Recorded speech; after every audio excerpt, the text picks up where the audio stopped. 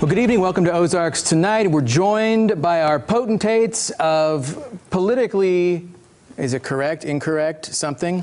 Political conversation, at least. Our Ozarks First contributors, Amy Blansit and Nick Reid. Good to have you both back. Thanks for having us. Yeah, thanks. I figured we did so well with the discussion about abortion that we might as well just jump into some other high-octane issues. And what more high-octane, especially if you're on the more liberal or progressive side of things, than the idea of a minimum wage increase? Proposals throughout the states and now on the Democratic campaign trail suggest $15 an hour is the baseline for what should be a humane minimum wage, and not everyone is on board with the idea, but I guess we should allow women first. Sure. Oh, okay. So, Amy, all right. Very traditional. Yes. So I've actually got a couple of opinions about this, and sometimes they're conflicting. One, I come from a small business owner, and the idea of I want to hire, I need to expand, and now I know I'm going to have to do it at a higher level. So I have an understanding of what small business owners are going through when there is this mandate of I must offer this much. As a company, though, we had already selected not to offer minimum wage, but to do livable wage. So we already offered $15 an hour. But as we hire more qualified, that means their dollar also has to go up. So there's that side. There's the other side, though, as you mentioned, humane. If individuals are not self-selecting to pay what it costs for an individual to make basic needs, then sometimes I feel that that is the role of government, to look at the idea of equity and to make sure that we're doing what's right for fellow man. Nick. Well, there's the issue of raising the minimum wage, and then the existence of minimum wage in and of itself also. I happen to believe that in reality, minimum wage actually does harm to the entry-level workers in the long run. A federal minimum wage, if you want to break it down, just doesn't seem to make much sense anyhow, because the cost of living in Mississippi is much different than it is in New York or New Jersey. And so to have sort of that yardstick of declaration that this is the amount that is determined to allow a person to live a certain level of lifestyle, it's going to be drastically different because that dollar amount has a different value. So I think that if you do believe in a minimum wage, a federal minimum wage to me doesn't make sense. States do, because of the cost of living being different there. But at the same time, I think that what happens when you do set a minimum wage, it sort of allows wage fixing of sorts. It gives this very bare minimum that businesses know, well, we can all just agree to settle here. Mm-hmm. And if you notice, that's the one wage that never increases unless government tells it to. But other wages do increase on their own, whether it's just above minimum wage or if it is, CEOs with these massive bonuses.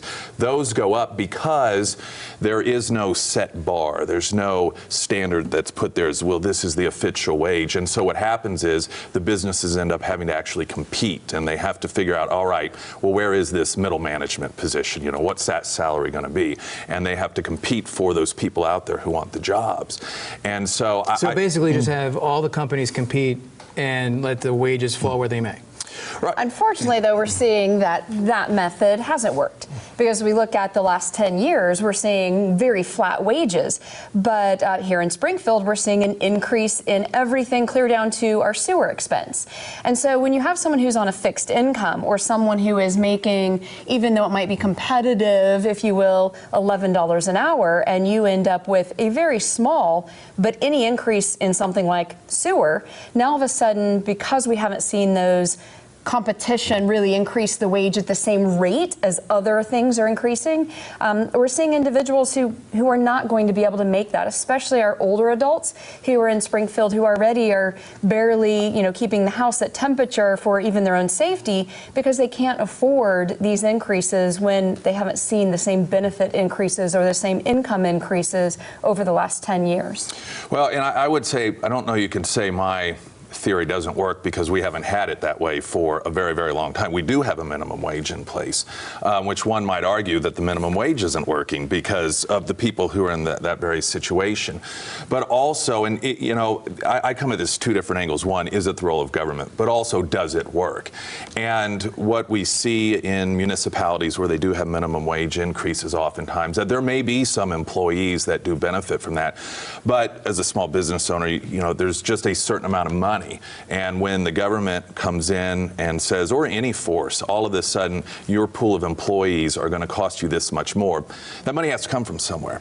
And so it may be raising the price of goods and products, and some businesses may be able to get away with it. But what we do know is oftentimes, particularly small businesses, that they either have to cut hours back or they sometimes even have to let people go. And I hate to see that, especially when the goal is to help people that are entry-level wage workers to actually be harmed because of those efforts.